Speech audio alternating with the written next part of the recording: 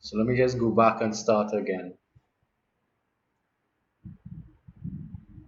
All right, so this is Unit 7, Part 1, where we're looking at the actual market structures at this point in time.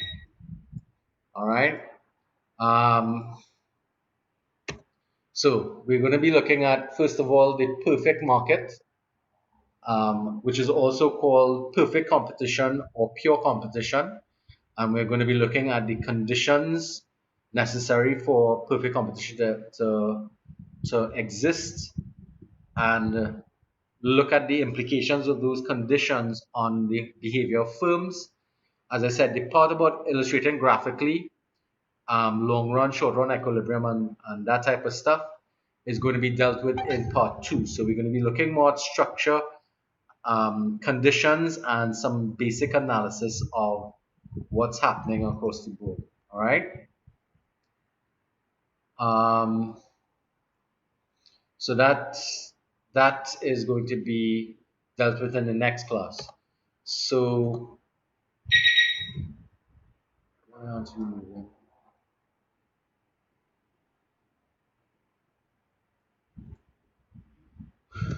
all right, so we're also going to be looking at the market structure called a monopoly, and we're going to define it in terms of its characteristics and barriers to entry, and how those characteristics affect its behavior. But we're going to stop at that point again. The rest we're going to deal with Unit 2, or Part 2 of this presentation. We're going to look at monopolistic competition, which is also referred to, well, I'll come back to that. And again, we're going to go through the same process of looking at the characteristics of it, how it affects behavior, and explain and look at its graphical layouts. Then we're going to also look at the oligopoly and do the same thing and analyze that. So there's a fair amount of work that has been done today. So before we go forward, I just wanted to review a little bit from the previous thing where we talked about profit maximization. Now, the reason why we need to look at that is because profit maximization is something that we have to draw to attention again when we look at the graphical outlays. So we want to know what is the profit maximization points for firms operating, regardless of their market structure. Is always going to be looking at where they can maximize the total amount of profit, and that is really simply where revenue minus costs, total revenue minus total costs, that will be where the firm will be at its maximum amount of profit, which is where TC minus TR minus TC comes in from. The other way is to locate the profit maximization point, the PMP, which is the point at which marginal revenue is equal to marginal cost. So the two of them are related to each other because at that point, the profit maximization point will give us that location of output that the firm can produce at its most or highest profit levels. And then, of course, once we find that output position, we then have to determine the maximum amount of profit by looking at what is the relationship between the average revenue earned by the firm in relation to the average cost of producing that quantity of goods. And that will help us to determine. Now, this will come in um, more clearly when we start to look at the graphical outlays of these things. So for now, keep these in mind, and I will bring these slides forward into the second unit so that they can be more relevant at that point. So this also brings us this is the cost minimization point. If you remember, sorry, the profit maximization point, MR is equal to MC, and that brings us to sorry, the cost minimization point is actually not MR, so I'm going to have to correct this slide. The cost minimization point is where average cost is equal to marginal cost. That gives us our cost minimization point.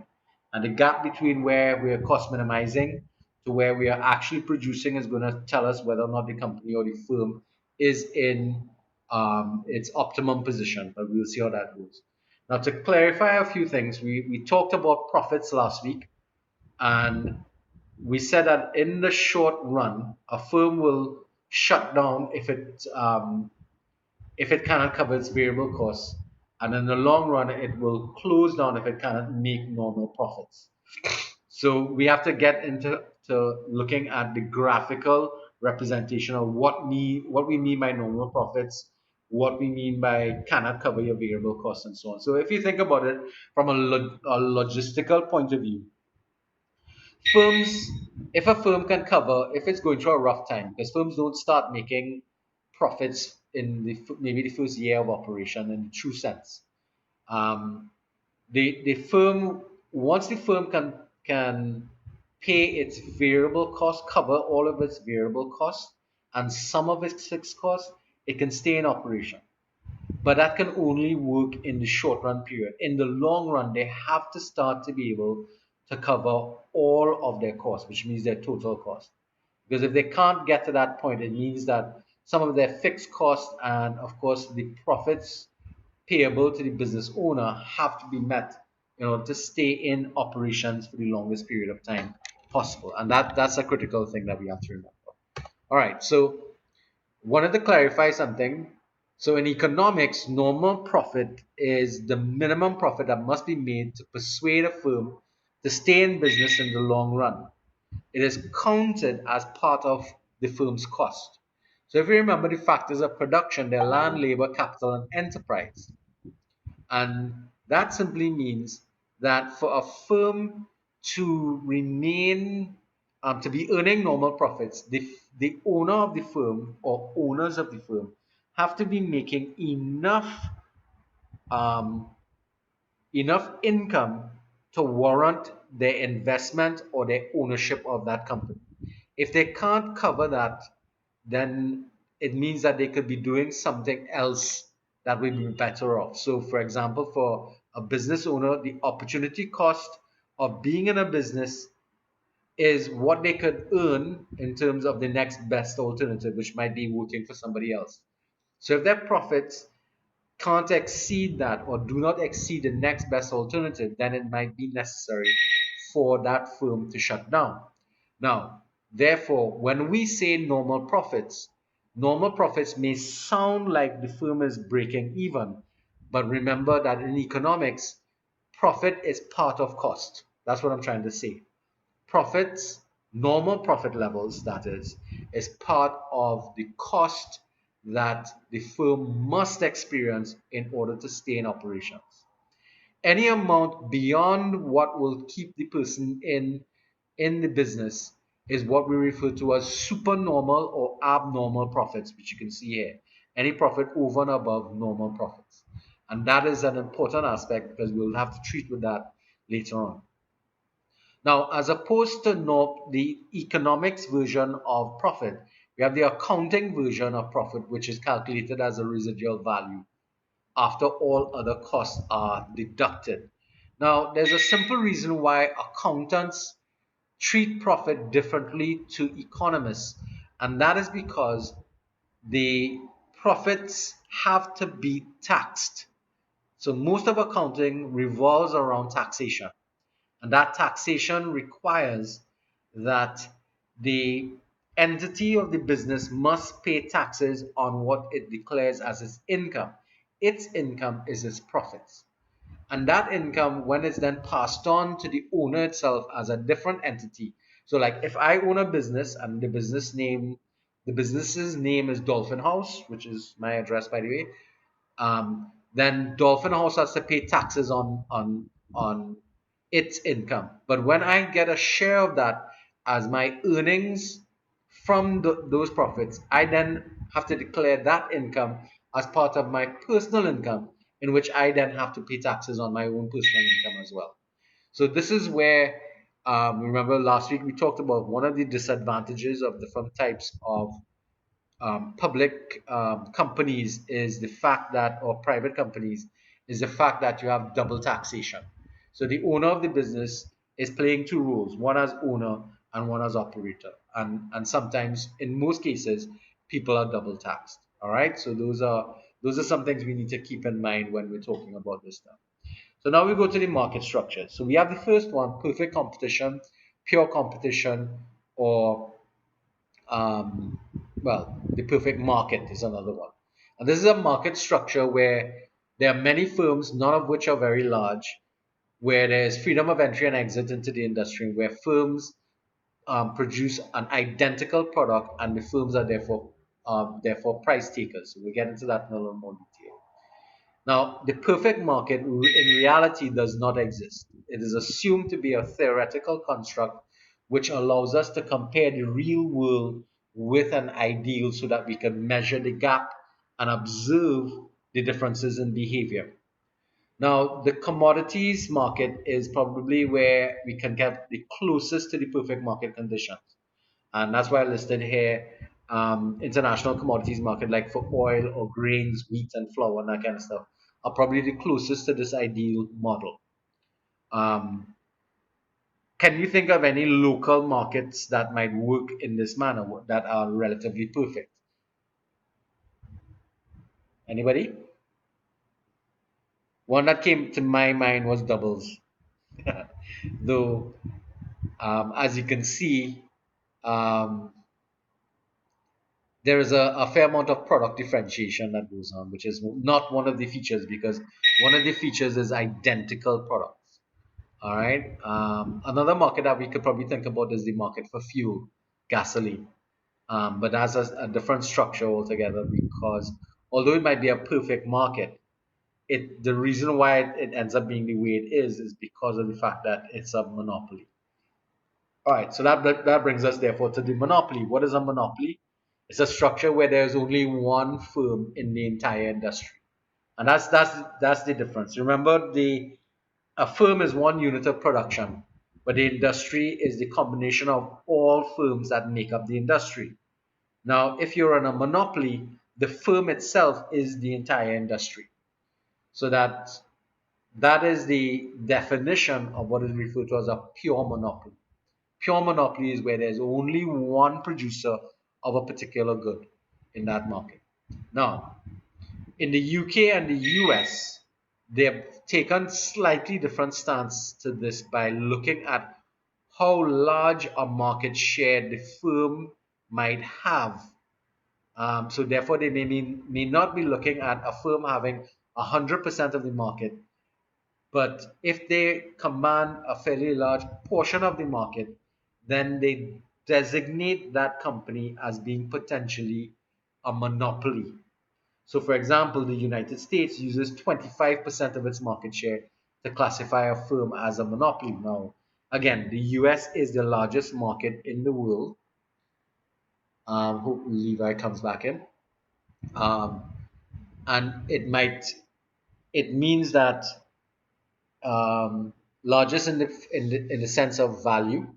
So it means that if there's a firm that is controlling and dominating 25% of that market share, they have classified that as being part of the being called a monopoly or giving it monopolistic power, monopoly power.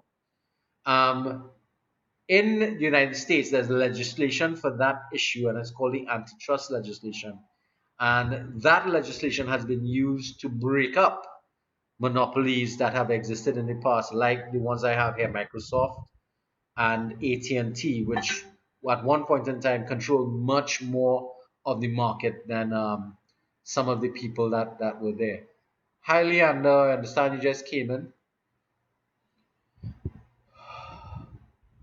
All right, now, Yes, all right, welcome. everybody. Good afternoon. So, in our local economy, we have some pure monopolies in the point of Wassa and Tiantec. And we can also indicate that NP is also a monopoly as well because they're the only producer and distributor of fuels in Trinidad and Tobago. As that market has been changed over time, it's going to be interesting to see how and if that position or that situation is going to change. Can you all suggest any other monopolies that might exist there outside there?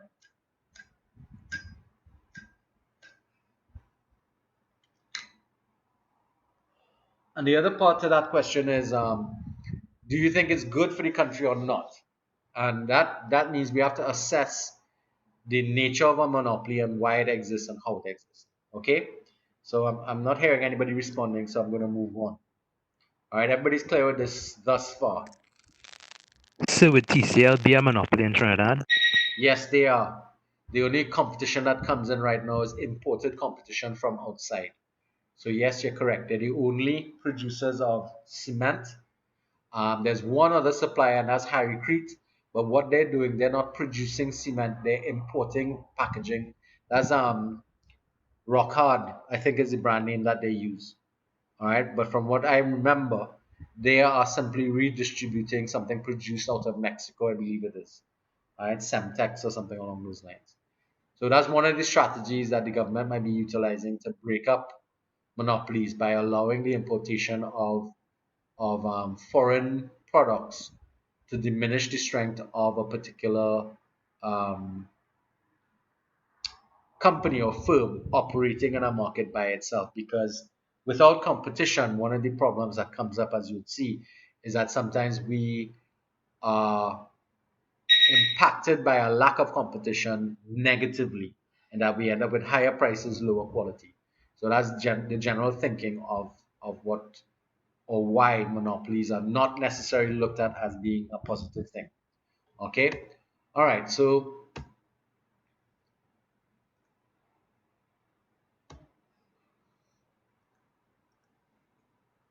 all right, Levi is coming back in. Welcome back, Levi. All right, so now we're looking at monopolistic competition. Now, let's not get tied up. It is not monopolies, but monopolistic. It's a market structure like perfect competition where there are many firms, there's freedom of entry and exit, but each firm produces slightly differentiated product and therefore they have some control over the price. All right, now monopolistic, the name that is utilized to describe the monopolistic market is because each firm in the industry tries to um, create small monopolies in the society, in the market that sustain their operations. So sometimes those monopolies are created because of their location. Sometimes it's because they control a particular type of product they have. And we'll look at some of the ways in which monopolies come up that can cause that. But if you think about it, one of the things, especially in service areas, is that a lot of us have been monopolized by one or two providers of a service. So, for example, I am been monopolized for many years by B Mobile because although there's a competitor, I've stayed with that company. But again, B Mobile and Digicel, that's a different, slightly different market.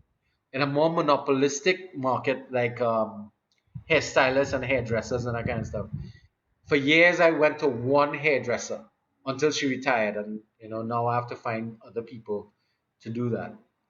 That's because I became comfortable with that individual. So if you think about the way in which you do your hair, or there's certain personal services that you go to. One that comes to mind is car repairs.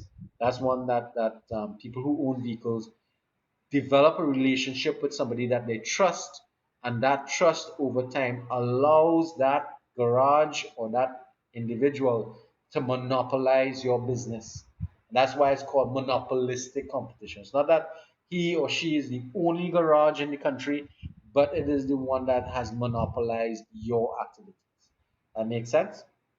It is by far the most common structure found worldwide. And I have a list here of restaurants, groceries, general retail services, pharmacies, hairstyles. There are lots of businesses that you could probably think of that fall into this category of monopolistic. But it has to hold to that structure that there are many firms operating in that market. All right.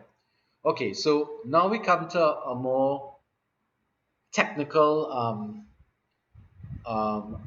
and more primarily a little more difficult. This is an oligopoly. It's a market structure in which there are a few large firms with substantial influence in the market, so much so that they can prevent the entry of other firms into that market space. And we'll get into how that happens in a little bit. All right. Now, the way it's defined is it is usually greater than 2 but less than 50. Now, that number 50 is a US designation. Why? Because if there is only 50, that means you have one firm in each state, 50 states. And that means that in essence, you have one firm with 50 locations around the United States. That simply means that it's a small number, small enough number that they can influence each other. But if you think about the more practical, the numbers tend not to be that big. So global examples of oligopolies is cable television services. Look at their cable provider, cable television services. If you go to the movies, you have just a few companies, and a lot of times because of product differentiation, you can't really even tell that it's the same company providing the same thing. So entertainment, music, film, airlines, the mass media, pharmaceuticals. There are very few large pharmaceutical industries around the world that operate computers and software. Think about it. Computers, for example, there are a couple of large producers that dominate the market. There's not a lot, maybe 10, 15 maximum. That's small when you're talking about international, global. Cellular phones and cellular phone services, smartphone providers. There's just a small number of mass producers around the world. All right, computer operating systems. There are only about three that I'm aware of. Anybody like Randy, you might be aware of others. I'm thinking of Windows, um, um, And Mac? the the Mac, correct, and then you have Linux, which is an open source thing, and that's basically it as an operating system. There tends to be So I three. have a Chromebook right now. Yeah, but what platform is it running on? What operating system is it running on? MS. That right? That's what I thought. That runs off of Microsoft,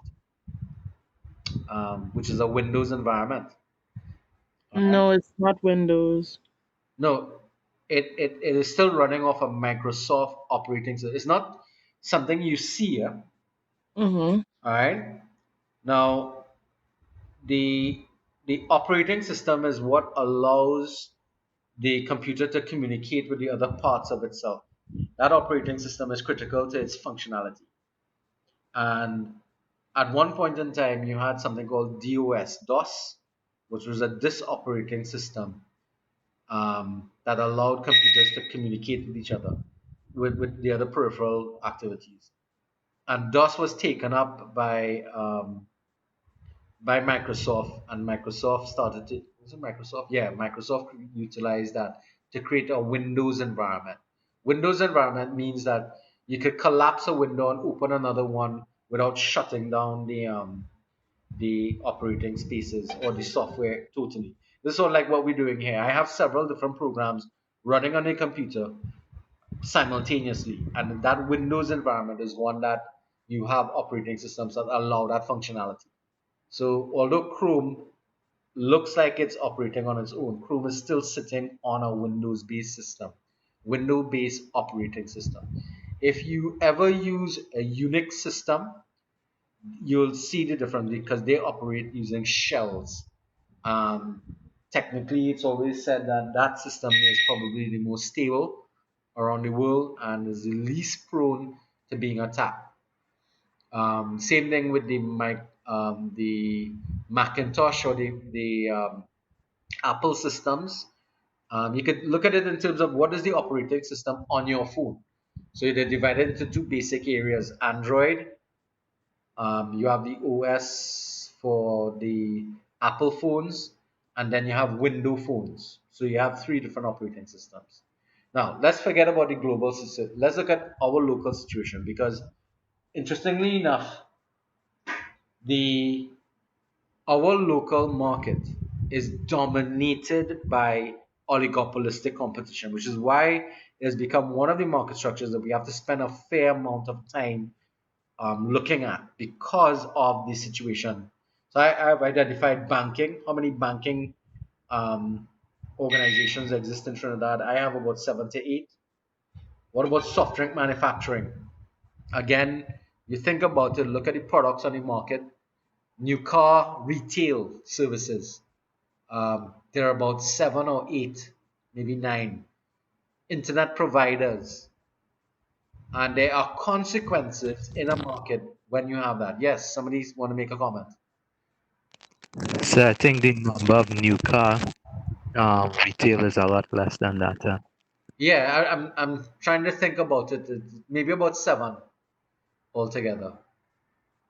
Um, what competes in that market is the used cars or the roll on roll off as they like to call them, because that market has grown because it has allowed the entry of um, a, a cheaper source of getting cars into the market, which of course the new car dealers don't like, and the retail the previously owned or the roll on roll off industry in Trinidad and Tobago, and that substitutes for each other. So obviously, new car dealers would prefer that they had that market to themselves, but that's no longer the case, and that has actually probably made their market more competitive in that they have to be more mindful of the fact that there is an alternative to a new car that exists, which is the roll on roll off, relatively new used vehicles, relatively new. All right. So, can you think of any others in and around us that are oligopolistic in nature?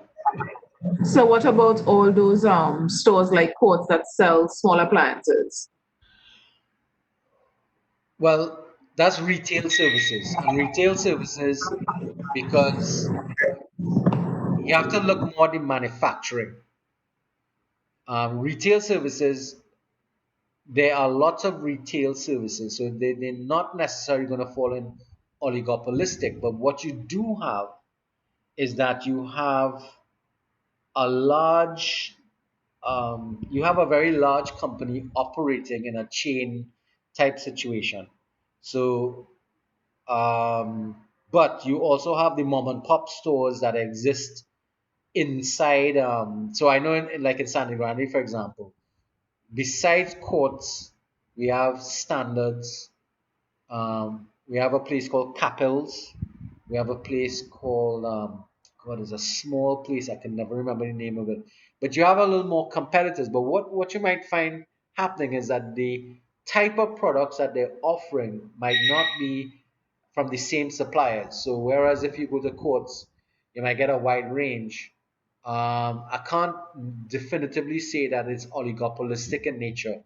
It's maybe more bordering on monopolistic, in the sense that there are far more suppliers of that retail service. But then again, you gotta remember it's a retail service because PriceSmart also falls into that when it comes into the appliance market. So those are things you want to pay attention to in relation to that. So would it be the appliances? So like Well, Whirlpool right. and So if the you go into the Samsungs market as for well? appliances itself, that means you're moving from the local situation into the global situation. And when you start to get to the global situation, you might find that there are less producers of electronics and home appliances than you think. There may be about 50 or 100, if that much. But the brands that we tend to purchase will be the brands that we tend to value above others. So that market may be a global oligopoly as opposed to a local oligopoly. Because I mean, I see brands out here that I don't know where they come from. They're funny names, and some of those brands are actually manufactured by the same Whirlpool and larger companies, but they brand differentiate for the purpose of trying to access a different part of the market. So I don't know how many of you all are familiar with a line of product called Mabe, Mabe. Yes, I Yes, am. sir. Do you know from who Quartz. produces it? Yes, sir. Quartz has it, but do you know who produces it? No. Okay, you all are familiar with um, the world's number one reliable appliance in the world. What is that one? There's a brand name that is extremely reliable. Maytag? There you go. Maytag produces Mabi, and Mabi is produced as a low end version of their higher end version so that they can get some revenue out of a different subset of the market. So what they're using, for those of you who are in marketing, they're looking at market segmentation. So they know that there are some parts of the market that would look at buying an appliance as a once in a lifetime investment, and therefore would be quite willing to spend a lot of money on purchasing an appliance like a refrigerator, stove, or something along those lines. And therefore they fall into that high end category. But they also recognize that there exist markets, especially in what they classify as lesser developed countries or third world countries. There are people in those markets who cannot afford Maytag, but they want to get some product into that space, but they don't want to blemish the name of their company, Maytag. So they produce a lower line activity. All right, a lower line product and marketed separately. That making sense? So that's one of the ways in which an oligopoly can exist, but it appears as if there are more producers than there actually are. Okay, so again, this is one of the reasons why in your country analysis you have to be a little more careful in working through and seeing if there is actually a oligopoly situation or even a monopoly situation existing in a country that is hidden by um, branding, name brands, because it's not about the name brand, it's about the producer, the manufacturer. So that answers your questions about the appliance retail services. The danger we run into here is that everybody runs by codes. When we think about codes, the two big ones are codes and standards. All right, um, but You have Lucky Dollar on, I think, correct, and that's what I said. Korean In Prince. different parts of the country, we have Fed Mohammed, Lucky Dollar, as you're talking about. I know of Capils Yes, and sir. Stanley Grande. Sorry, Lucky Dollar is owned by Quartz.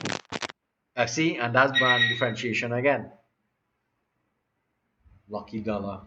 No, absolutely. There used to be a singer used to do it as well. Um, you have Peaks does it, PriceMart does it. They carry different lines. Then you have a specialist guy at the top of Edward Street there. Can't remember the name of that place, but they sell the top end appliances. Yes, sir. Lewis, Lewis Lowest Appliances. appliances, yeah. Yeah, they and that they are located ideally because Lewis Appliances really, when we think about it, they supply appliances for um, industrial use and for upscale homes. So being in Port of Spain, I guess that is the market that they're looking at dealing with. But most of those people actually don't bother with Lewis. They pack a ship and ship it down because they get it cheaper that way. And then again, how many times in your life you're gonna buy a fridge or stove? Think about it. All right. Okay. So let's move along from oligopolies now. So this is a tabular format of looking at market structures and their features, and this is going to carry for a few pages, about 3 pages. So we're looking at across the top the different market structures, and then we're doing a comparative of the features across the 4 market structures that we're looking at. Now I should mention that an oligopoly has a special form called a duopoly. Now a duopoly simply means that there are only two firms that exist in that market. All right. Did I talk about? Just checking to see. Thought I'd done something here about it. But a duopoly is where you only have two. So it's what we call a special form of oligopoly because you only have two apparent producers. So in Trinidad, we have Digicel and B-Mobile as the only two providers of um, cellular services in Trinidad and Tobago. And that means that when you have that type of duality in a market, it leads to high levels of competition. One of the most well-known international oligopoly circumstances is Coca-Cola and Pepsi. And we may be able to come to that. So let's start to look at this table. So the number of firms, you'd see we start from the perfect competition where there are many, monopolistic competition where there are many, so they're very similar to each other. The oligopoly is few, the monopoly is one. Now, the number of buyers, which is another feature in that market, is that there are many buyers across the board in all four of those markets. That's us customers. Right? So we stay a constant across the four market strategy, four market spectrum. But what you want to pay attention to is the number of firms existing in the market. And as the number of firms fall, the distribution of power in the market shifts towards the firm in the sense that the fewer firms that exist, the more power moves to them in terms of decision making. It simply means that buyers have less and less choices.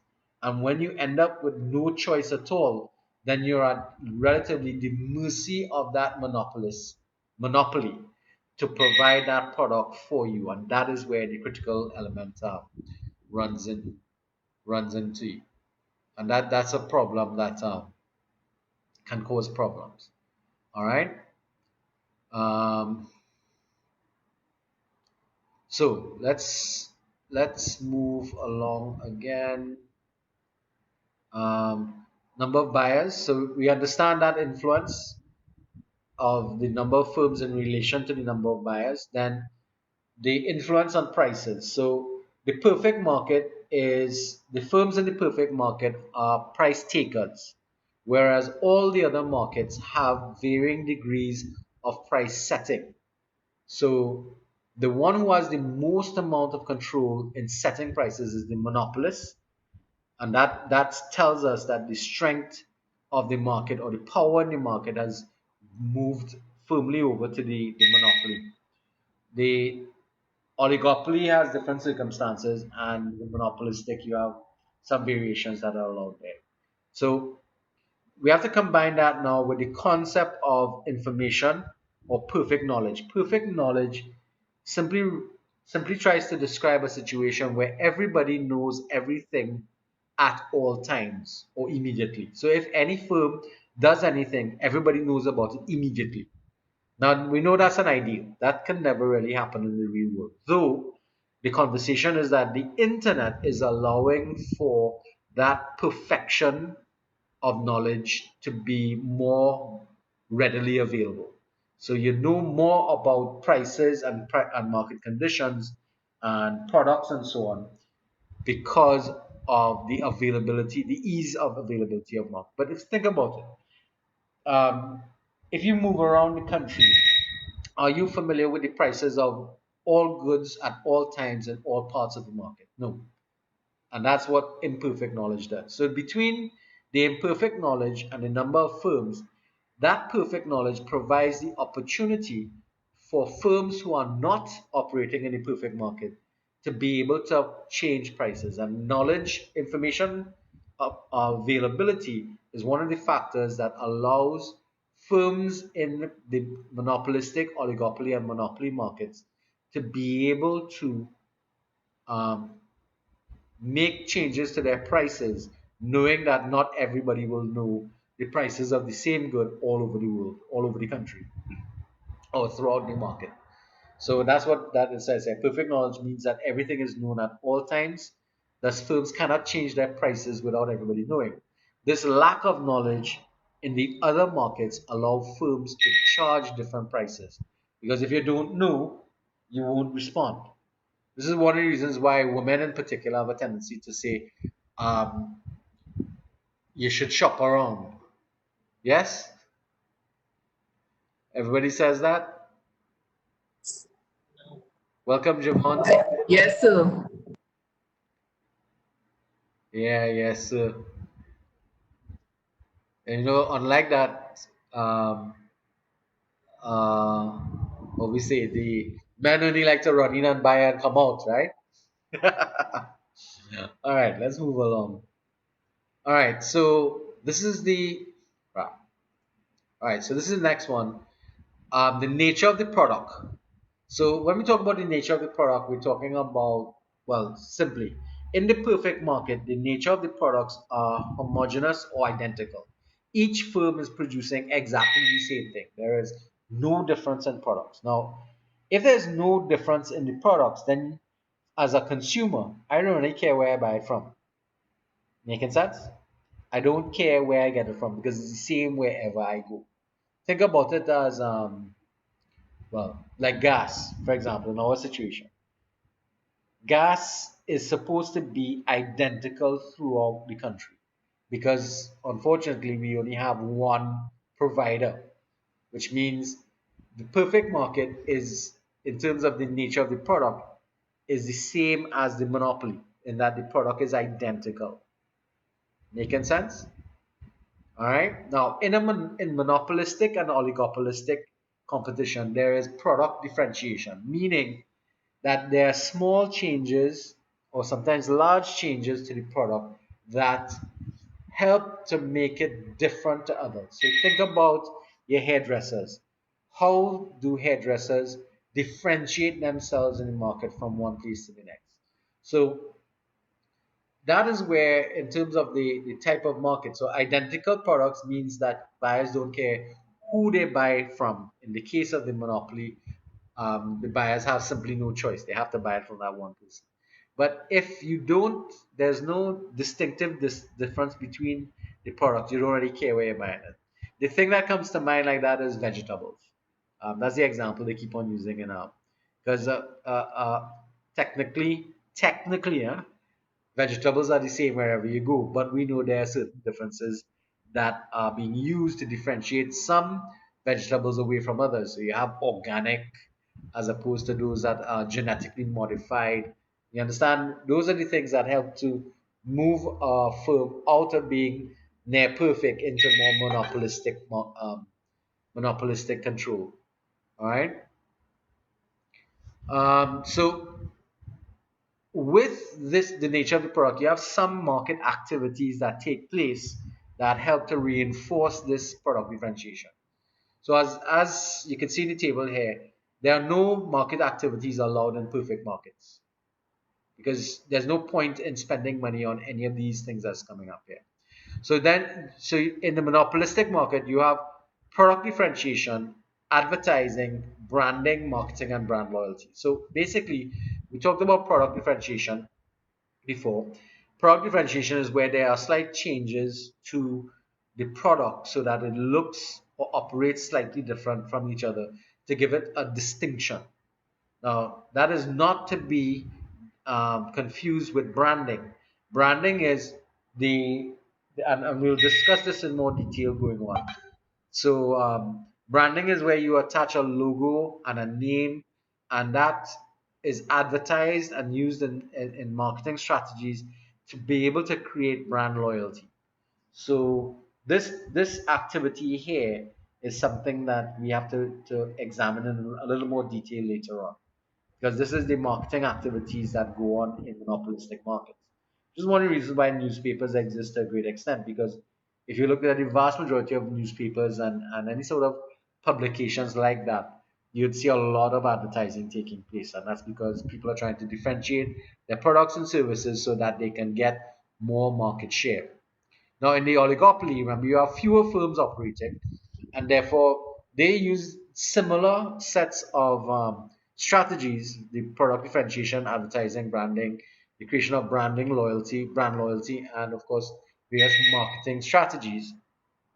But there's also something that we have to discuss in a lot more detail, which is non-price competition, as one of the things that occurs in the monopoly, and we'll discuss that later. And we're going to look at the monopolist does not need to um, product differentiate. There's no competition in the real sense.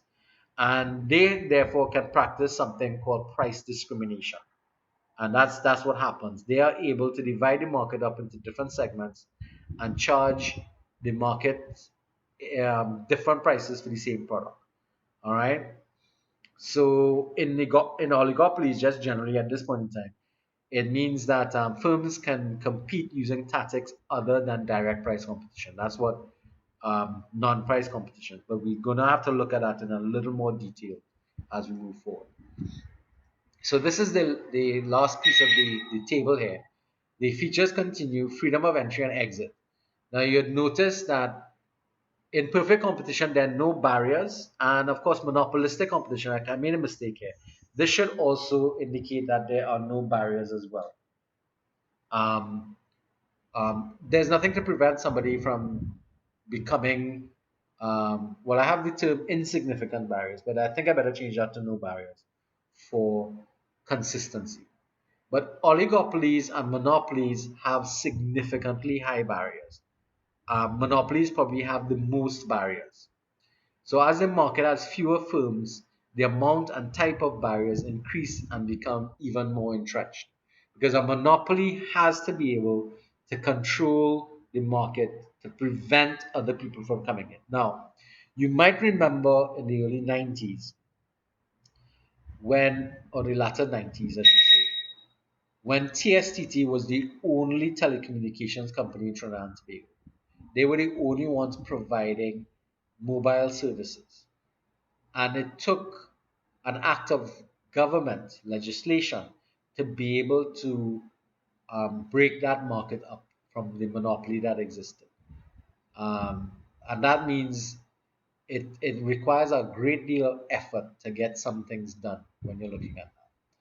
All right, so freedom of entry and exit tend to be whether or not there are any barriers to you coming in or leaving, and that's another thing too. Interestingly enough, if you're a monopoly, you can't easily leave a market.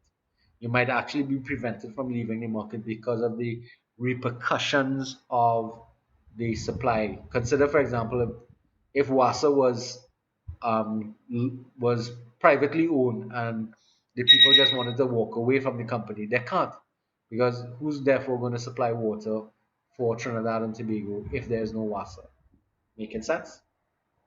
Similarly, in an oligopoly, oligopolies have the problem of if firms start to leave the oligopolistic market, it can in fact eventually lead to the emergence of a monopoly.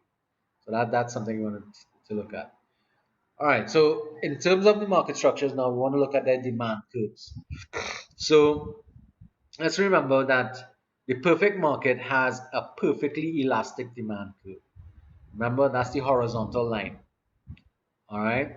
The monopolistic market has a lot of competitors in it, so therefore they are going to be a or have fairly elastic demand curves, and we're going to see that in our diagrams. The oligopoly has a kinked demand curve, moving from a position of being relatively elastic to being inelastic in response. And that's something that we have to pay attention to, because that's one of the models that explains oligopolies. But the most important aspect is because there are fewer firms, it's going to be more inelastic than the monopolistic firm. And then, of course, in a monopoly where there's no competition and no close substitutes for goods, then the demand curve for that market is going to be highly inelastic in nature. And again, as there are fewer and fewer firms in the market, the demand curve becomes more inelastic in nature. And that's the overall conditionality that we can look at, or the effect of that condition. Just the last one here, transport costs. It's usually something that is discussed in the theory. In the theory, transport cost is held constant to try and minimize the impact of it. But in the real world, in the perfect market, there is no consideration given to transport cost and its impact on pricing. But in monopolistic, oligopolistic, and monopolies, transportation can actually be utilized as a means to explain price differentiation. So, if, for example, if you look at the price of goods produced in Trinidad They may be sold at one price here, but when you step across to Tobago, it's slightly higher. And the reason why it's higher is because of the transportation to get it across to Tobago. So, and people expect that there'll be a price variation. So they are more lenient to that. Same thing with a monopoly. As transportation costs increase, it increase the final price on the product. So if you think about any item that you're buying on the internet, for example, it's not only the price of the product that we have to consider that goes into the cost that we incur to purchase it, but also the cost of transportation. And that means to the consumer, the overall price goes up based upon the distance that has to be traveled. And distance is impacted by weight as well. So those are things we have to consider in relation to that. Any questions thus far? No. No, sir. So far, everybody's relatively okay. All right, so now we're going to be looking at, as I said, those things that we wanted to spend a little more time on, kind of clarifying a little more. So under monopolistic competition, we talked about product differentiation. So product differentiation is the marketing of generally similar products with minor variations that are used by consumers when making a choice.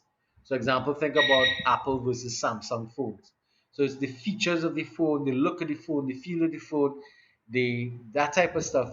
They're identical products, but they are differentiated from each other utilizing different systems. So, and one of the differentiations that is utilized is branding, the promotion of a particular product or company by means of advertising and a distinctive design. So, if you think of logos and that type of stuff, that helps to give a product a different name or different appeal. So, for example, I'm an Apple phone user. For the last couple of months, I've been using a Samsung phone, which is pissing me off no end because I can't handle how non-responsive the phone is and how difficult it is to manipulate that Android system. And I know some of you all who are probably Android users will be saying, well, I hate Apple because Apple is so damn expensive. And I can understand that, but because I've been using Apple for God knows how long now, can't remember. It was like my after I stopped using Nokia phones when Nokia fell off the market, didn't get into the smartphone market. My first smartphone was an Apple, and that just kind of spoiled me for the rest of the day. Okay, all right, Tracy, I got your message. All right, so the purpose of product differentiation and branding is to create something called brand loyalty. That's our tendency to um, to continuously purchase one particular brand over another over a long period of time. And I am, as I just explained, I am brand loyal to Apple. All right, consumers' behavior patterns demonstrate that the consumer will continue to buy products from a company that has fostered a trusting relationship, and that's something that in monopolistic competition we have done. Like, let's go back to the example of hairdressers. Why do you go to the hairdresser that you currently use? Anybody? And I'm talking primarily to the ladies and even the men who go to the same barber all the time. So loyalty Why? and service that is provided. Well, what about their services so compelling for you to go there? For me, I would say it's the atmosphere, the level of professionalism, and the type of business that you offers is not just a walk-in. You book appointment, so that it's a particular standard and class for her clientele. Right. You heard that statement, guys? That statement is indicative because one of the things that firms attempt to do is to segment their market so that they would say that I don't want a particular type of individual coming in. I want to service a more high end part of the market. And therefore, I will create my business to reflect that. Have any of you all ever gone on Queen Street to the hairdressers in Queen Street? Braiding and nail techs and that kind of stuff on Queen and Park on Duke Street. You all know about those areas? Yes, sir. Yes, sir. Yeah. What clientele you think they service in there? What type of clientele? Not high end. Yeah. True that. Right. And a lot of times they, especially like if there's a big fete coming up and that kind of stuff, they get a lot of business because that's where they go in, right? They get their nails, women come in there, get their nails done, get their hair done, and that's because they have this big outing to go to. But if you think about it, like for example, when we have graduation coming up, I always make sure I go to my hairdresser because I don't use a barber, I use a hairdresser, and get my hair cut and that kind of stuff and prepared for graduation because I know it's a big deal and I want to look my best. So similarly, women would periodically go to for grooming purposes, but if they have a special occasion, they're going to go to their person and they're going to go to the same person because although there are many providers, somehow or the other, the way that that product or service has been differentiated, has been packaged and set up, and the way it's branded because people start to ask you, well, who you went by, who do you hear, and that kind of stuff because businesses bring business, right? You develop loyalty to that particular provider of the service or provider of the product. And that's what happens over time. It doesn't happen overnight. It's something that you have, as it says here, you have fostered a trusting relationship with that provider. And that is where, because human beings behave in that manner all the time. All right. So continuing along, well, it's not really monopolistic competition, but we have some non-price competition taking place in non-monopolistic. But this is more oligopolistic. I'll have to change this title up here. So non-price competition was something we talked about in terms of the oligopolists. Oligopolists have a tendency because there's such so few firms that they engage in non-price competition. Now, why do they engage in non-price competition? That means they're not competing with each other using prices like you might find in the monopolistic market, where you might see people offering discounts to come to their grocery or discounts in their or special terms and conditions in their pharmacies and stuff like that to attract people. That's direct price competition. But they may not want to do that because the objective of the oligopolist, and I have to clarify this, at the top here it should read oligopolistic competition or oligopoly. All right. There are two aspects of non-price competition: is product promotion and product development. So product promotion deals with advertising, packaging, logos, and that kind of stuff.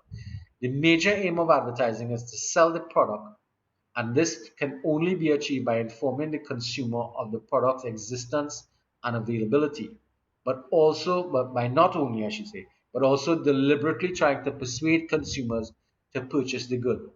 Successful advertising will not only increase demand, but will also make the firm's demand less elastic, since it stresses the specific qualities of this firm's product over its rivals.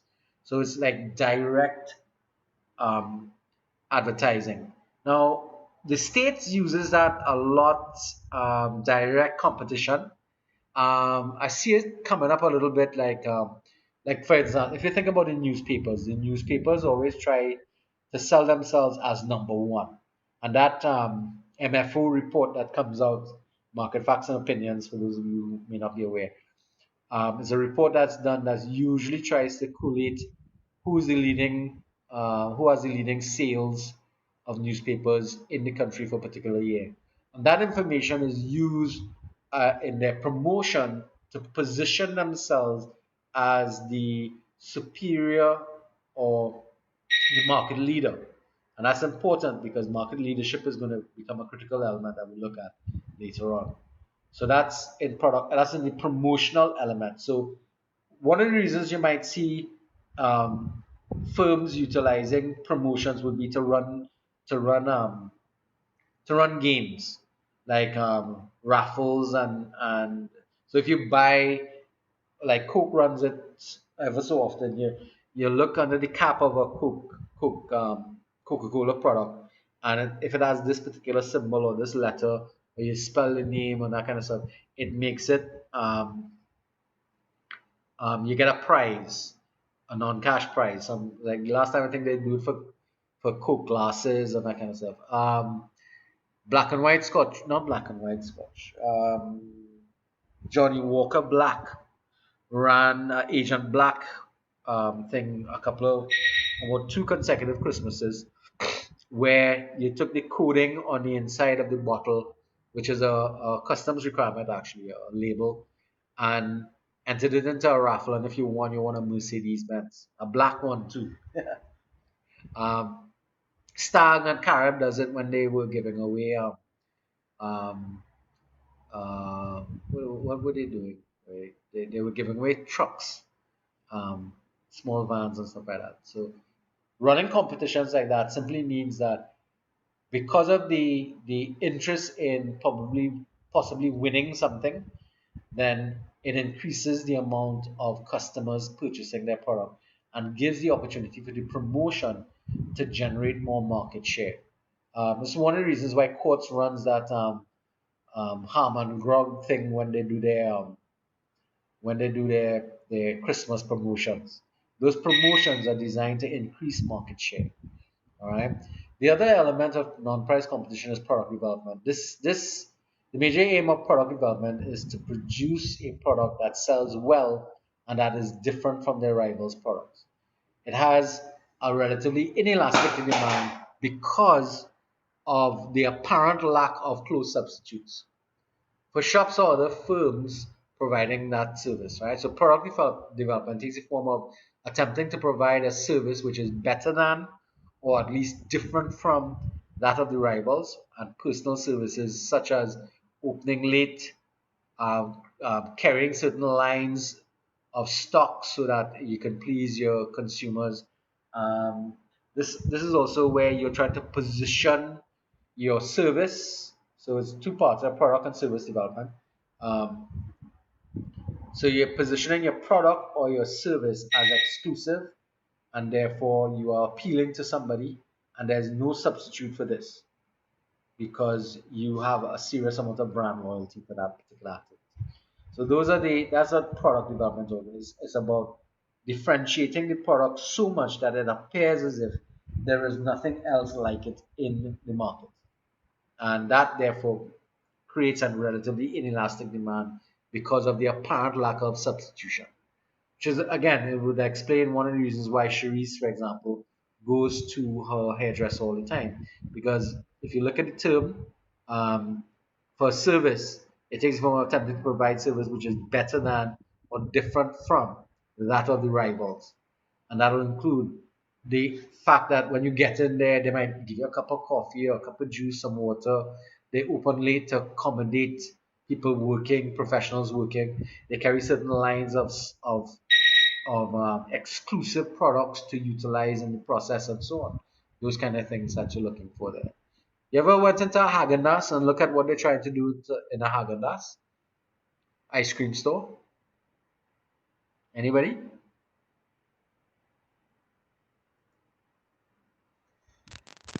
What specifically are you referring to in this store, sir? When you go to the store, how's it laid out? What does it look like? How the floor is laid out? When you consume inside of a Haagen-Dazs, do you get paper cups or do they give you glass? Uh, You understand? So they're set up almost like but it a has a lovely restaurant. ambience. Sorry? Say that again? Ambience in Haagen-Dazs. A lovely ambience in Haagen-Dazs. Right. So it means what they're trying to do is to appeal to what? A higher end crowd? Correct. Why? Because their products are already more expensive. Overpriced. More expensive. They may be overpriced from your perspective, but they are set up as being exclusive to a particular part of the market. So consider, for example, the difference between, let's say, um, Starbucks as opposed to Rituals. I mean, price differential alone, but is the products so different that it warrants that price gap? that we can see when you go into a Starbucks as opposed to a Rituals. You understand? Yeah, It doesn't. well, no, I'm hoping you're following what the firms are trying to do because they are trying to position themselves into a part of the market that appears to be more exclusive. Now, is it working? Well, the fact that they still exist means that they are. Even prior to Starbucks coming along, Rituals was one of those places that, in its own layout, tried to set itself up as being more exclusive in nature as well. Then, the little corner shop where you're going to buy a cup of coffee that you just make for yourself. You all know about those, right? I mean, I spent years buying coffee um, from shops where you go in there and they have a styrofoam cup and you mix up your coffee and you make it the way you want. But from there to flavored coffees and that kind of stuff, I mean, it's a huge jump. And it's more costly. Whereas it might cost you $10 to buy a cup of coffee in um in a little hole in the wall restaurant. It's 20 something dollars for a cup of coffee in Rituals. All right, understand? Or $16 or $18 depending. And then of course you have free Wi-Fi and you have a nice place to sit down and sip your coffee and whatnot. So again, the objective there is to try and maintain some degree of exclusivity so that they attract a particular type of person and maintain their loyalty. That's why they also have loyalty membership cards and that kind of stuff. All right, so the next thing we're looking at here is in terms, again, following in terms of oligopolies, is the various types. And this is where things become a little more critical. You have a collusive oligopoly, all right? Collusion meaning that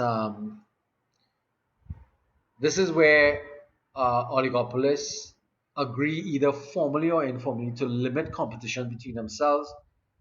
They may set output quotas, fix prices, limit product promotion or development, same things we were just talking about, or agree not to poach each other's markets. So this is collusion. And this is dangerous because collusion means that the firms may be openly or tacitly or in a what is called overtly agreeing to stay out of each other's way and just ensure that they maintain their price levels at a particular level so there's no price competition and we don't go into each other's market and mess around with things and you'll see that one of the most successful ones over time that has existed has actually been a cartel called OPEC, which is a formal collusive agreement for oil producing and exporting countries, OPEC, which in the 1970s to 80s was one of the reasons why oil prices did what it did. All right. Today, OPEC is still a fairly powerful organization, but its impact has been diminished over time because of the behavior of certain of its members. All right, so we have a collusive oligopoly. So that's one where it's formal or informal, meaning that it's openly stated or contracts are signed and agreed to, or it's informal where it's not openly said, it's just sort of like, yeah, we have informal agreements with each other not to do this and that kind of stuff. So yeah, that's the more dangerous one. Where it's formal, we could actually hold up to account for it. The other one is the other type of oligopoly is a non-collusive oligopoly. So that is where they have no agreements between themselves and they whether formal, informal, or tacit. All right, tacit meaning being secretly, and in truth and in fact, this competitive type of oligopoly, where it's kind of like all-out war. So that all-out war situation is dangerous because that can actually lead to the destruction of certain firms and the emergence of a monopoly. So these two things are things that we have to pay attention to. As I said before, one of the most famous um, formal oligopolies was a cartel called OPEC, And in that cartel, they created quotas. The quotas set by the cartel, um, so that each member of the cartel is allowed to produce a certain amount, and that therefore gives them a certain amount of sales. So that's how you end up with sale quotas and production quotas. All right. So hopefully you guys are following that. Okay. Just checking the messages. Running into a long session again. All right. So as we said before, there's tacit collusion where oligopolists take care not to engage in price cutting, excessive advertising, or other forms of competition. That's tacit, and this is unwritten rules of behavior. And there's another. So this is where it's just we agree to do things without having to agree or write it down. So it's unwritten rules of behavior. Now, there are a couple of models that have come up to explain the firm's behavior. You have the dominant firm price leadership or the price leadership model. This is where the firms follow the dominant firm in the market. So wherever they set their prices and whatever they do, the rest of the firms in that market follow suit.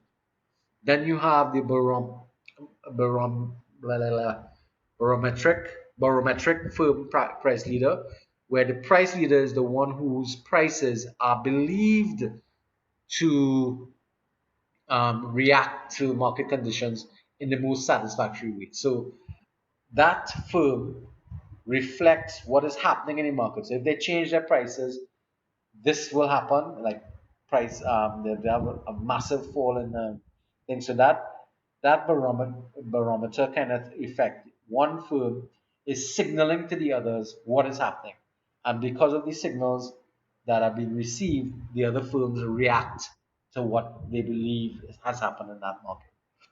All right. So there's a spelling error here I need to fix as well. That's react to market conditions. All right.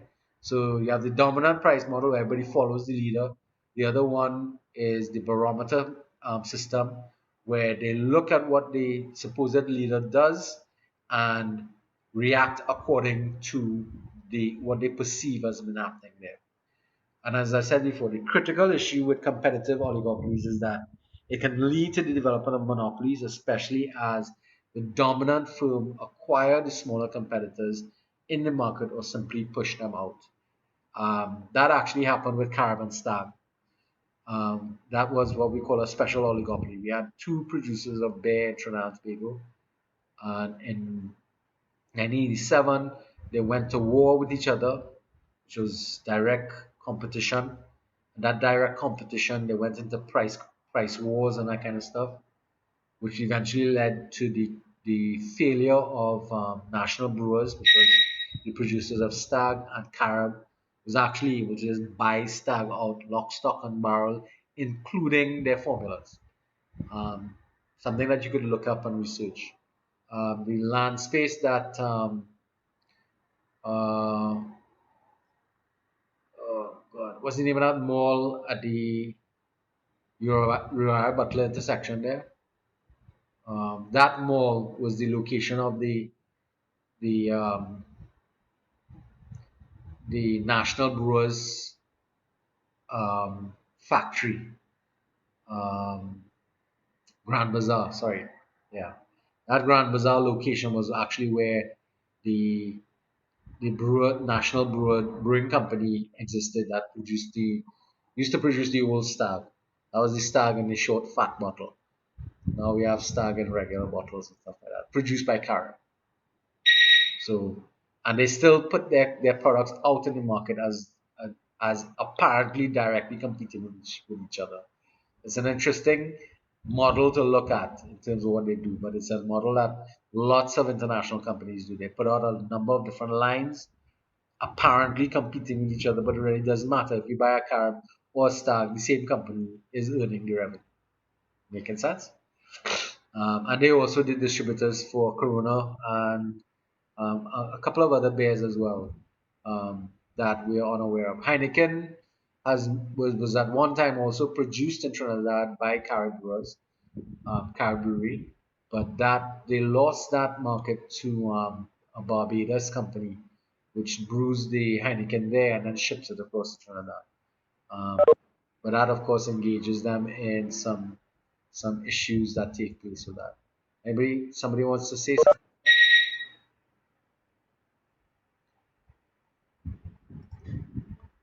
All right. So let's look at the next area here. So again, with oligopolies, what are the factors that favor collusion, formal or tacit? First, there must be very few firms, as we said, and they know each other. They have to know each other well. They are not secretive with each other about cost and production methods.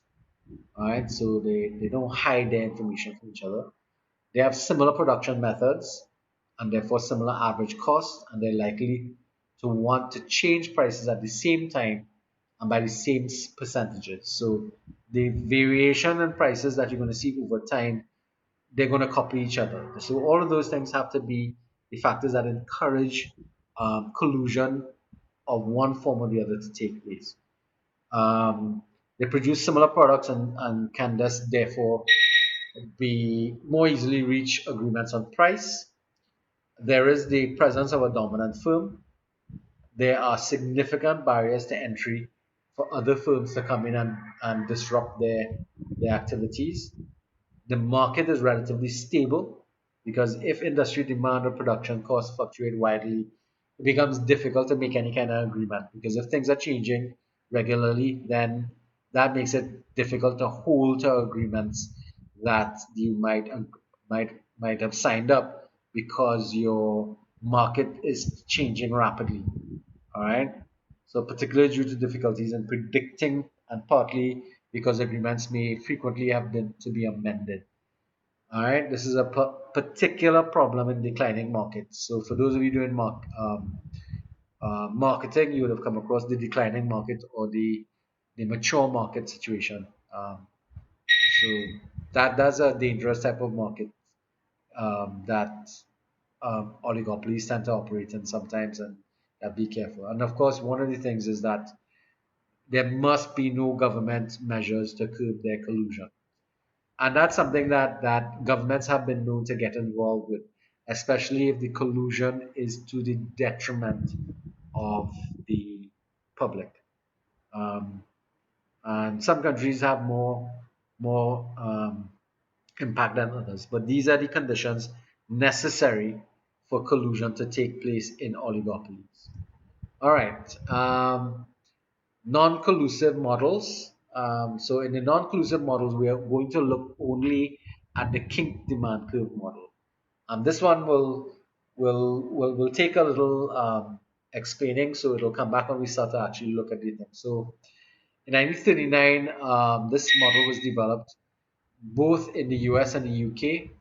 And you see the names of the individuals here: Paul Sweeney, Hall, and Hitch.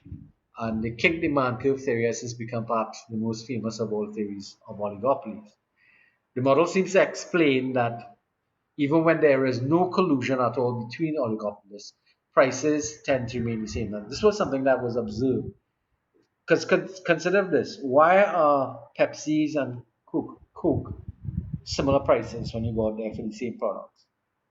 Why are soft drinks tend to have similar prices in our environment? Is it that they agreed that their prices will stay the same? No. It's because there is something happening in the market that is causing these producers to limit their behavior in certain ways. So they made two assumptions coming out. And if an oligopolist cuts its price, its rivals might react to follow suit and therefore cut theirs, and that eventually leads to customers losing, so firms losing customers, all right, from one firm to the next. So that's the first assumption, that they feel as if I change my prices, I must follow, the next company will follow what I'm doing, and I will end up losing my customers to them.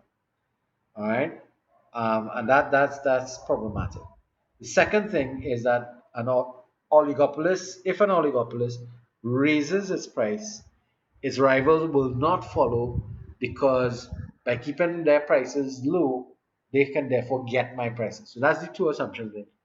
If I cut my price, I will get your customers. If I raise my price, I will lose my customers too. But the thing that goes on here is, what would my competitor do? So if Cannings decided, well, whoever's bottling Coke now, I can't remember if it's Cannings still. Whoever's bottling Coke now, if they increase their prices, what would their competitors do? What would Bottlers Limited do in terms of their soft drinks? Those are the things that we're going to be spending some time looking at. So this kink demand curve model, it states that oligopolists face a demand curve that is kinked at the current price, meaning that the demand being significantly more elastic above the current price than below. And the effect of this is to create a situation of price stability. So there's a tendency for prices to remain fairly constant in oligopolistic markets. And we're going to look at this in more detail and the diagrams that go with it at that point, because they're aware that what the reactions will be if they lower prices or if they increase prices, and this is something that we have to pay attention to. So we're going to look at this in more detail when we start to look at the graphical representation, so that you'll get this. All right. So now monopolies and price discrimination. Now you all did this for one of your assignments, I think. So this is where firms sell the same product to different consumers, and that is the monopoly. Only a monopoly practices price discrimination. This is where a firm sells the same product to different consumers at different prices, even though production costs are the same. So think of Wasa and TNTech and those companies doing that. Then you have the 3 degrees of price discrimination. Well, we have 4 types, and we'll bring in the fourth one here. First degree is price discrimination, where the firm can charge each customer the maximum price where that he or she is willing to pay for each unit. So that's where you have the ability to charge everybody individual prices. That's not necessarily something that is at all possible for all monopolists to do.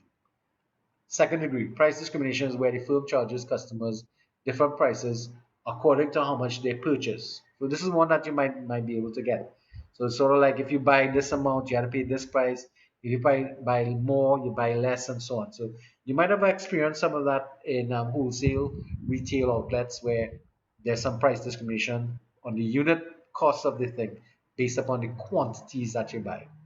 And then, of course, there's third degree price discrimination, where this is where customers are grouped into 2 or 3 more independent markets, and a separate price is charged into each of those markets. So if you think about, so TSCT does that by charging residential, commercial, and residential and business, and then they have another category of corporate, small business as opposed to large business. So residential and commercial have 2 different rates that are charged for the same telecommunication services. TNTech does it, where they charge different rates for consumers. So the household has the highest rate, if you didn't know, per kilowatt. That's because we consume the least. Businesses pay the second lowest rate, and industry pays the lowest rate. Why? Because industries, especially manufacturing industries, consume vast amounts of electricity and power, whereas our household doesn't consume a lot. Therefore, we get the highest rate, and that's the way it works. Um, the fourth method of price discrimination is peak load pricing, and that's something that is actually practiced by Digicel and B-Mobile in the oligopolistic market, where they can price discriminate second or third degree, where a higher price is charged during peak periods and a lower price in off-peak periods. So that was something that I noticed that when I first started using my phone. I tried to stay off peak time calls because the rate per minute was, or per second actually, because eventually became per second billing, was high per second. Especially when I had a postpaid phone where I was paying, I didn't have a plan. This is before the days of plans and stuff like that. So peak peak load pricing is tends to get you to pay more for something when it's in highest demand and less for it when it's in off peak demand. So it's quite So excuse, yeah. isn't also airlines does that? Correct, yes, peak load pricing. So they charge higher for um, when the demand for their flights are greater, and then off peak they charge lower price. That's a good observation. Thank you very much. I didn't think about that one, and that's a good example. Um, that's one of the reasons why when you travel in off peak times, you can get the same flight at a lower rate than if you were traveling at a high peak time, like summertime and that kind of stuff. All right. So, what are the conditions necessary for price discrimination to take place? First off, the firm must be able to set its price. Now, that's impossible under perfect competition, but firms that have to practice price discrimination must have monopoly power. So that, in other words, only a monopoly can truly utilize price discrimination. You have, like in our monopoly situations, our monopolies cannot just arbitrarily change prices because there's government restrictions to pricing in Trinidad and Tobago. We have that through the Regulated Industries um, Committee or Commission, sorry, Regulated Industries Commission. They regulate the price of goods through government intervention. But that's not necessarily the case in other countries where a monopoly exists and they can simply change their prices and charge different rates for different people based upon however they can segment the market and treat with it. A simple version of this would be a pub charging a entrance fee for men, but not mom, mom, sorry about that, guys. Um, but not charging for women to come in. That's a form of price discrimination as well, and that is because the expectation is that if the woman is there, the man will come. So um, that is a form of price discrimination as well. The market must be separate, which means that if you charge the in one market a lower price, that the consumers from that market can't repackage the product and sell it into the lower market, the lower price market or the higher price market at the lower price. So that you can't resell the product, and that's why electricity can't be resold and that kind of stuff. So you understand how that kind of works. But if you were able to resell the product from one market to the other, then you the that's sort of like that's one of the reasons why if you buy products that are bound together and they are not for resale individually, you might see that happening. Um, that's the reason for doing that. Huh? When they bundle goods together to be sold at a wholesale, and then the smaller shops, especially shops in small rural areas and smaller suburban areas where you have the little tuck shops that you go and buy things. You see, they take something that wasn't meant to be split it up and sell it individually because it was supposed to be sold then. So what they're doing is they're kind of breaking the ability of that monopolist to keep their products from being resold in a different market. So it's sort of like a business place right next to me might offer me a phone connection that I can use for my residential uses at his rates by running a line across the road. It's things like that. You have to prevent that. In fact, those things are actually illegal. The same thing happens with cable. Cable is not something you can just share with your neighbor next door. All right. All right. So the other element that has to be there is that demand elasticity must differ in each market. So that the elasticity of demand must be different in each of the market for price discrimination to exist. If there's the same elasticity across the board, then you can't price discriminate because nobody will respond to you. All right, they wouldn't bother to buy the product because of the reaction.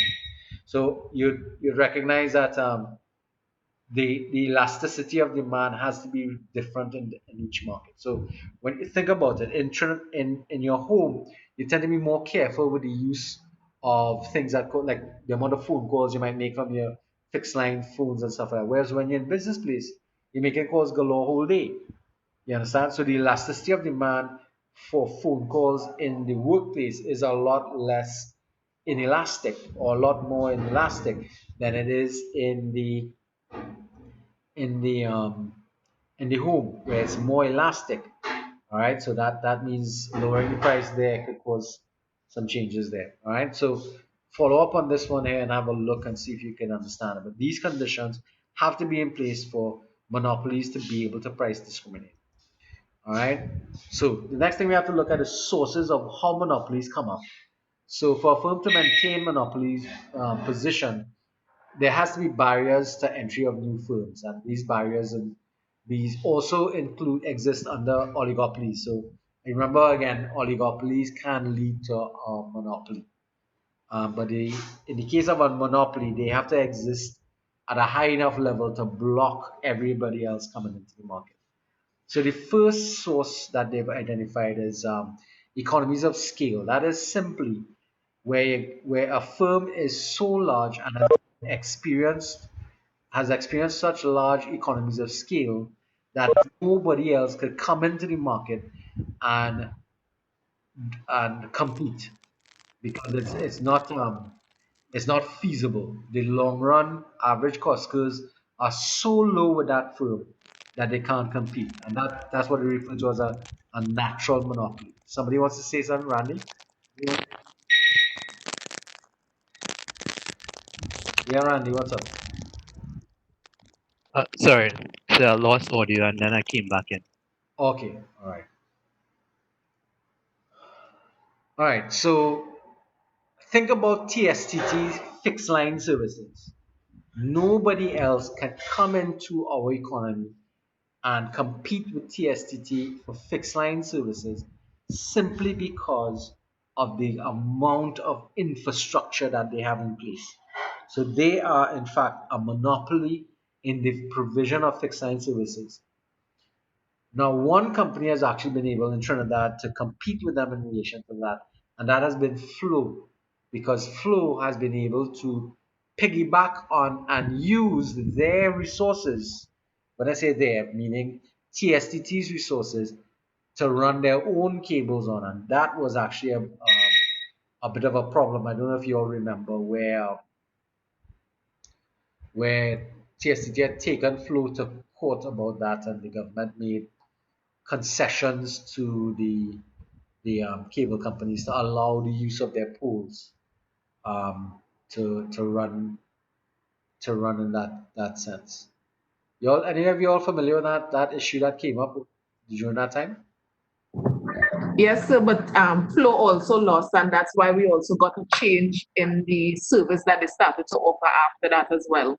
Right. Well, Flow was bought over by a different company afterwards because when Yeah. they went into that expansion move, they didn't manage it well, and they ended up running into financial difficulties, and I think Columbus Communications came back in and bought them over, but they remain branded the same way. Um, so what they did is they just kind of took over the company. I think it's out that they're out of Barbados or something like that, or something along those lines. But of course, the biggest issue has always been the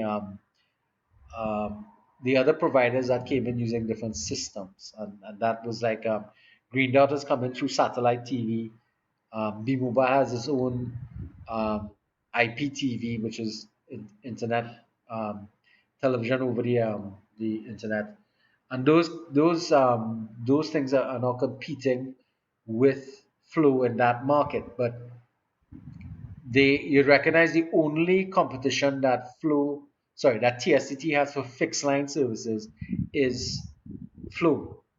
Once you have a Flow system in place, you can get a phone with it, and that is the only reason why that was allowed to happen is because the government allowed TSTT's resources to be utilized by Flow to build their infrastructure as well.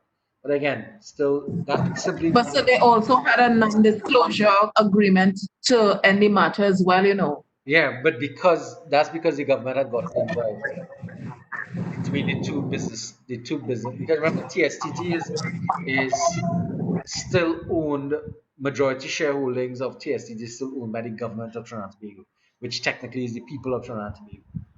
Um, and the government can ask TSTT to do things that are not necessarily to their bottom line figures because they are looked upon as a strategic and essential service in the country itself. So a lot of times you might find that the government asks TSTT to do things that a private company would not do, which is set up communications and telephone services in communities that are very remote and far outside the network to improve communication, um, which may not be financially feasible, but they are asked to do it because of the critical nature of the services that they provide, which is one of the things that partnership with government also gives them a natural status of a monopoly in our market as well.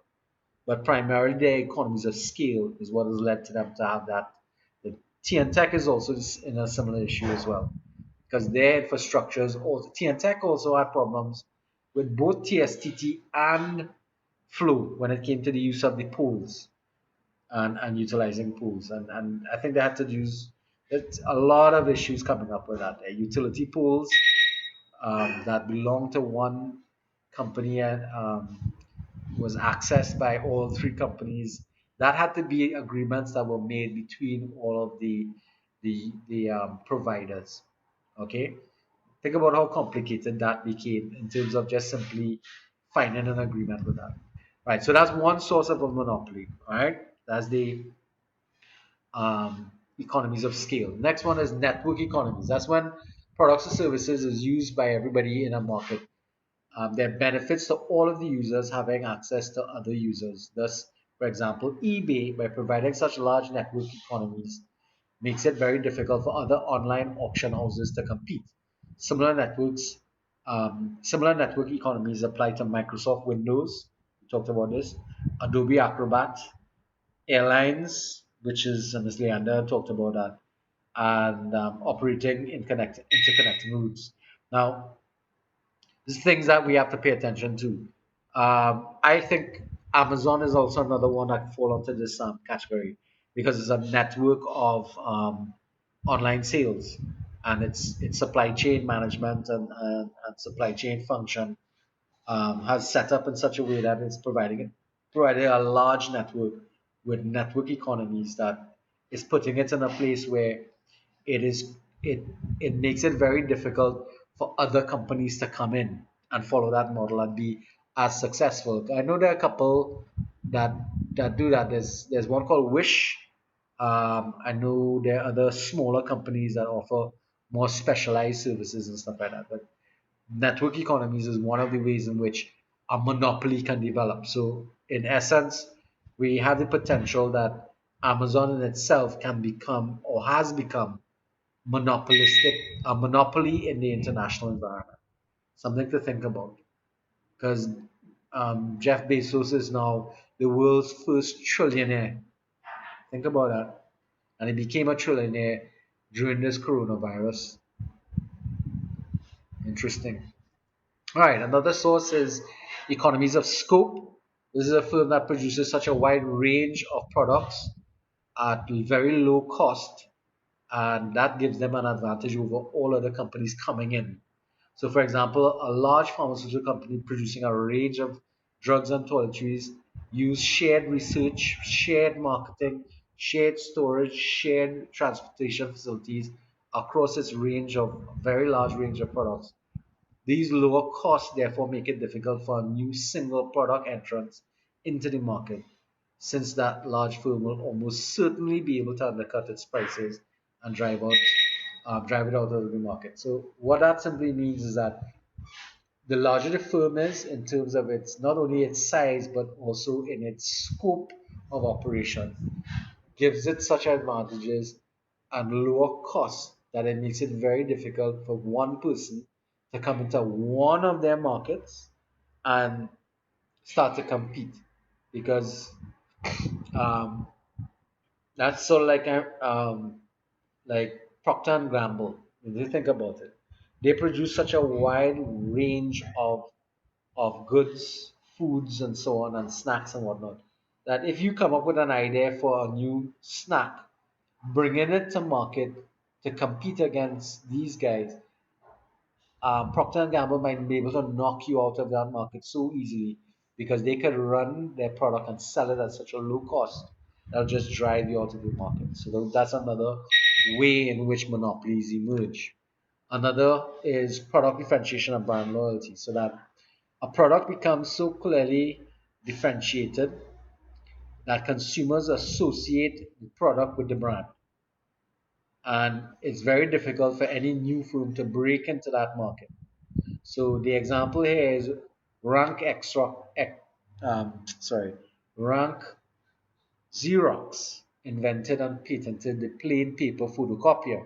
And after their legal monopoly ran out, people to this day still call all photocopiers a Xerox machine, regardless of it's Xerox or HP or whatever. I think of in Trinidad, I think of Pampers. Pampers is actually a brand name that defined in Trinidad diapers, but because everything Pampers, similar squeezy. You're buying dishwashing liquid, but the one that is in everybody's mind is go and buy some squeezy, even if the brand you're using is a different one. So you can think of any others, guys, of products because of So what about the gazette? What about the gazette paper? well, that one's kind of gone out, but the Gazette paper, yeah, that was one because the Gazette is actually a paper It was produced by the government, right? Can you think of any others? Clorox. Yes, bleach. Correct. That's very good. Any others? Okay. so Q-Tex. Q-Tex and Colgate. Very good. Freeze.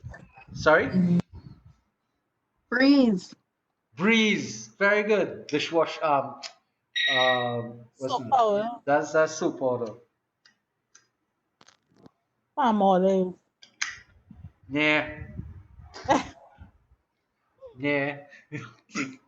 Not palm olive.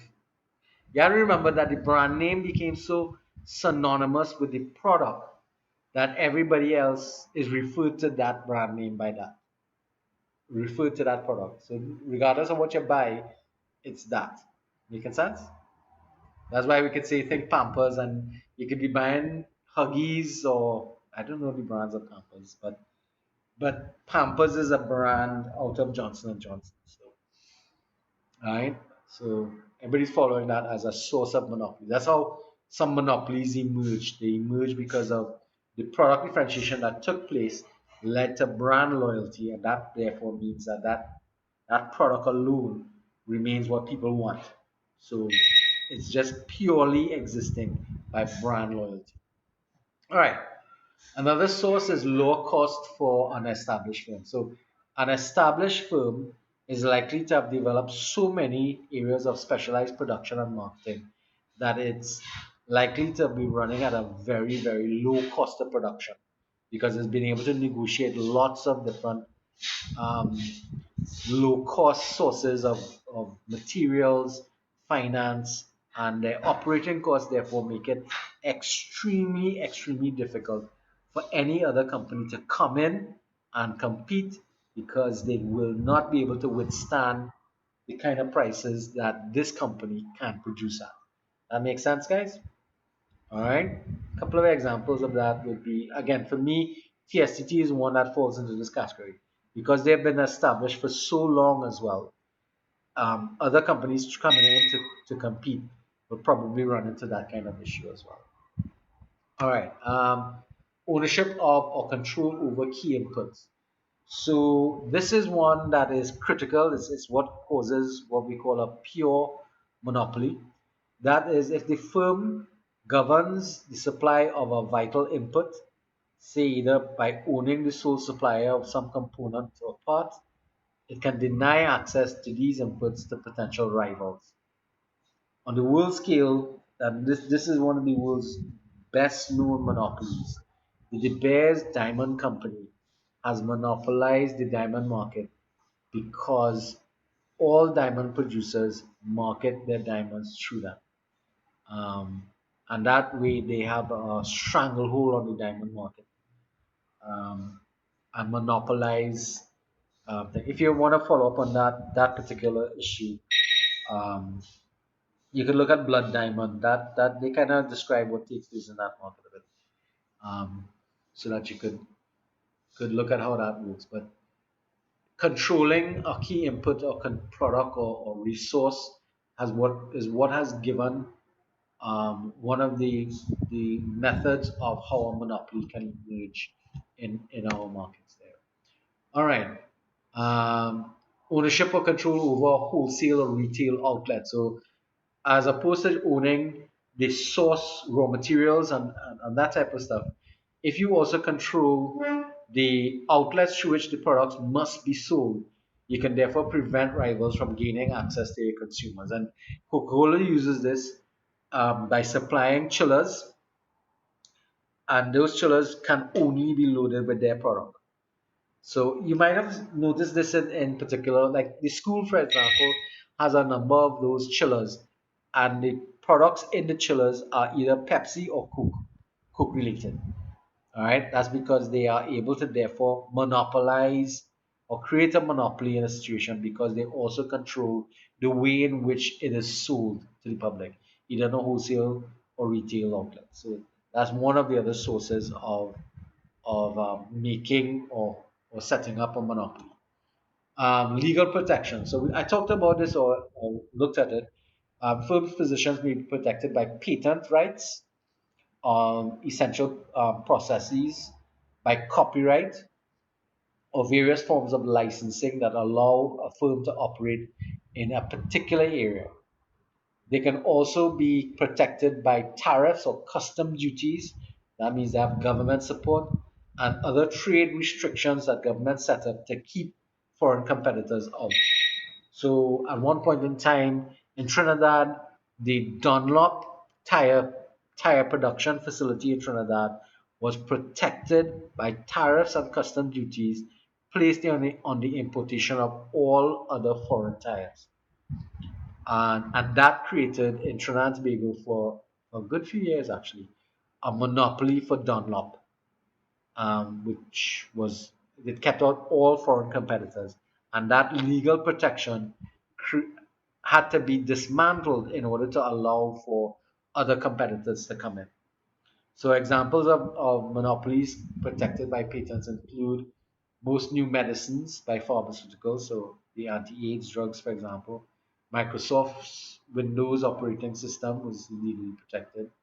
Agrochemical companies such as Monsanto, and this is one that is very certain. They have they have copyrighted or patented, I should say, this is the more thing, genetically modified plants and seeds and pesticides, which prevents farmers from trying to grow their own variety of products. That's a very interesting legal protection, but it's one of the ways in which a monopoly is created. Fortunately, legal protection has a limitation on the length of time, but there are techniques that they utilize to mitigate against the end of it, as like for example with Xerox, and I think their patent only held for about 20 years, and then after that their patent expired. All right. Okay. So that these are the last couple. So other sources of monopolies or how monopolies come up is via mergers and takeovers. That's when a large firm begins to take over or merge with other firms, and therefore they begin to just get rid of all the other the other competitors in the market by either taking them over or joining with them. So you either join us or you leave, kind of thing like that. Then there are also aggressive tactics that can be used. So an established monopolist can sustain losses longer than a new entrant. So therefore, they will drop their prices, get into a price war, mount massive advertising, offer attractive after-sales services, introduce new brands, and drive that other person out. So that's an aggressive tactic of a head-to-head combat.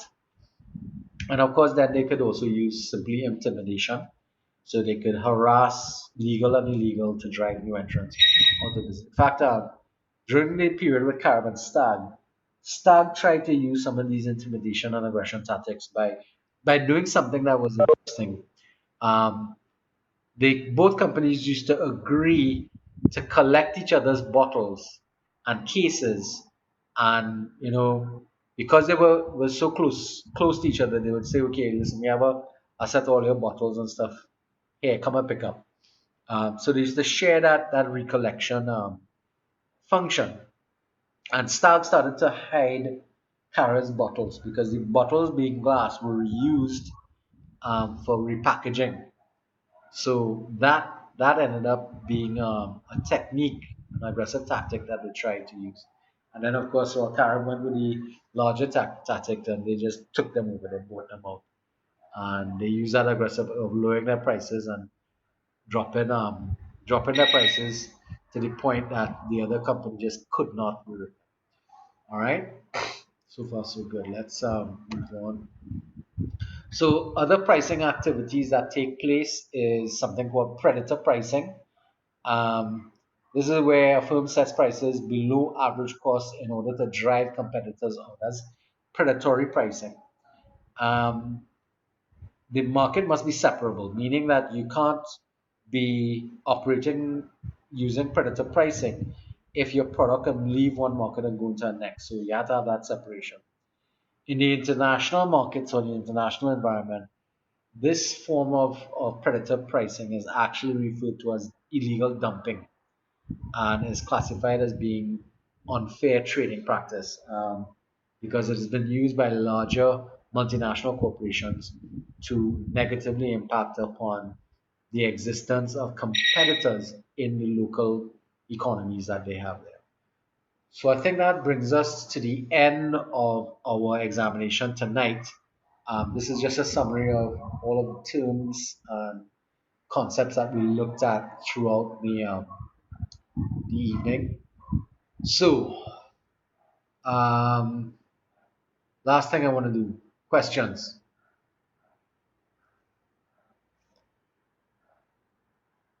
Any questions, guys?